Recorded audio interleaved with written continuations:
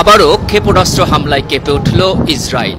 এবারও হামলাকারী ইরানপন্থী হিসেবে পরিচিত ইয়েমেনের সেই সশস্ত্র হুথি গোষ্ঠী। হুথি যোদ্ধাদের অত্যাধুনিক ব্যালিস্টিক ক্ষেপণাস্ত্র হামলার পরই পুরো ইসরায়েল জুড়ে বেজে ওঠে সতর্ক সাইরেন। আতঙ্কগ্রস্ত দেশটির জনগণ ঘুম থেকে দ্রুত উঠে নিরাপদ স্থানে চলে যায়। বৃহস্পতিবার ভোরের দিকে এই মিসাইল হামলা চালায় ইরানের অন্যতম প্রধান এই প্রক্সি গ্রুপ।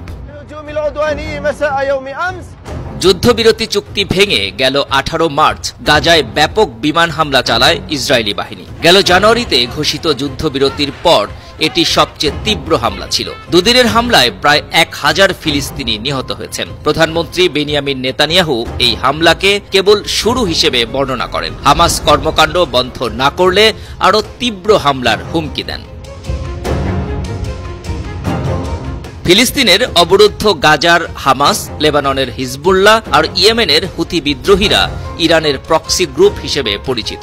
গাজায় ইসরায়েলি হামলার শুরু থেকেই ফিলিস্তিনিদের প্রতি সংহতি জানাচ্ছে এসব গ্রুপ। হামাসের পক্ষে তারা ইসরায়েলে মিসাইল, রকেট ও ড্রোন হামলা চালাচ্ছে। ইয়েমেনের হুথিরা লোহিত সাগরে অবস্থানরত ইসরায়েলের বন্ধু রাষ্ট্র যুক্তরাষ্ট্রের বিভিন্ন জাহাজেও হামলা করছে। চলতি বছরের জানুয়ারির মাঝামাঝি সময়ে ইসরায়েল হামাস যুদ্ধবিরতির কারণে হামলা বন্ধ রেখেছিল ইয়েমেনের বিদ্রোহী গোষ্ঠীটি। কিন্তু শনিবার যুক্তরাষ্ট্র ইয়েমেনে ভয়াবহ হামলা করে। জবাবে তারা ইসরায়েলে আবারও ক্ষেপণাস্ত্র ও ড্রোন হামলা শুরু করে। বৃহস্পতিবার ভোরে ইসরায়েলবাসী আবারও দেখল হুথিদের ক্ষেপণাস্ত্র হামলা।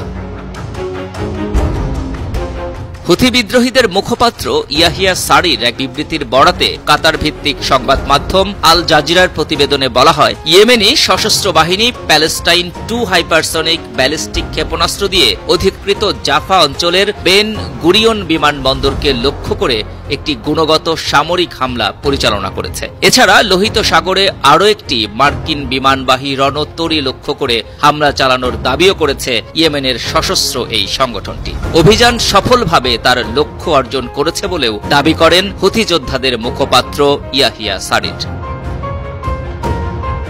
তবে ইয়েমেনের হুথি বিদ্রোহীদের ছোড়া ক্ষেপণাস্ত্রটি নির্দিষ্ট লক্ষ্যে আঘাত হানতে পারেনি বলে দাবি করেছে ইসরায়েলি সেনাবাহিনী। সোশ্যাল মিডিয়া টেলিগ্রামে ইসরায়েলের সেনাবাহিনী বলছে তারা ইয়েমেন থেকে ছোড়া একটি ক্ষেপণাস্ত্র প্রতিহত করেছে। ক্ষেপণাস্ত্রটি ইসরায়েলি ভূখণ্ডে প্রবেশের আগেই প্রতিহত করা সম্ভব হয়েছে।